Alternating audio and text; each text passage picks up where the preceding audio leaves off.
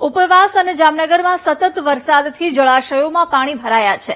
જિલ્લાના દ્રોલમાં આવેલો ઊંડ 2 ડેમ પાણીથી છલકાઈ ગયો છે। ડેમનું રૂલ લેવલ જાળવી રાખવા માટે ઊંડ ડેમના 2 પાટિયા ખોલીને પાણી નદીમાં છોડવામાં આવ્યું છે। ડેમની પાણી નદીમાં ભળી જતા નદી ગાંડીતુર બની છે। નીચાણવાળા વિસ્તારોમાં આવતા કુનળ, વાદનપર સહિતના ગામડાઓમાં તંત્રએ એલર્ટ આપ્યું છે અને નદીના પટમાં અવરજવર ન કરવા માટે લોકોને અપીલ કરી છે।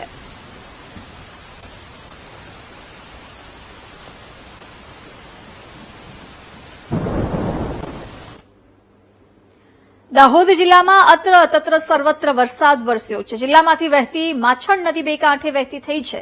નદી પર આવેલા કોઝવે પર માછણ નદીનો ધસમસતો પ્રવાહ જોવા મળી રહ્યો છે। સાવચેતીના ભાગરૂપે કોઝવે પર વાહન ચાલકોની અવરજવર બંધ કરાઈ છે। જિલ્લામાંથી પસાર થતો લીમડી સંજેલી રસ્તો પણ બંધ થયો છે।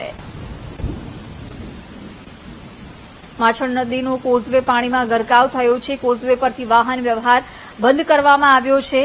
મહત્વનું છે કે દાહોદમાં સાર્વત્રિક મેઘમહેર થઈ છે। લીમડી સંજેલીનો જે માર્ગ છે એ પણ પ્રભાવિત થયો છે। જિલ્લાની માછણ નદી છે 2 કાંઠે વહેતી થઈ છે। માછણ નદીનો કોઝવે પણ પાણીમાં ગરકાવ થવાને કારણે કોઝવે પરથી વાહન વ્યવહાર બંધ કરવામાં આવ્યો છે। લીમડી સંજેલીનો માર્ગ પણ પ્રભાવિત થયો છે। ભારે વરસાદને કારણે માછણ નદી છે 2 કાંઠે વહેતી થઈ છે। દાહોદ જિલ્લામાં ગઈકાલ મોડી રાત્રે જે ધોધમાર વરસાદ, જે સાર્વત્રિક વરસાદ વરસી રહ્યો છે, જેના કારણે જે લીમડી ને સંજેલીને જે જોડતો માર્ગ છે, જેના કોઝવે પર જે પાણી છે જે 2 તરફ ફરી વળ્યા છે।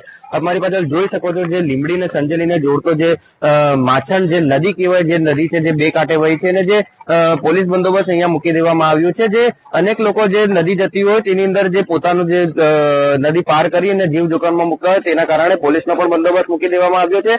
હાલ તો જે આ લીમડી અને સંજેલીને જે જોડતો માર્ગ તે સંપૂર્ણપણે બંધ કરી દેવામાં આવ્યો છે। દાહોદ જિલ્લામાં જે ગઈકાલ મોડી રાત્રે જે વરસાદ વરસી રહ્યો છે, જેના કારણે જે 8 પૈકી જે 6 ડેમો છે તે ઓવરફ્લો થવા પામ્યા છે અને જે વરસાદ છે જે સતત ચાલી રહ્યો છે। ઉત્સવ પંચાલ, વીટીવી ન્યૂઝ, દાહોદ।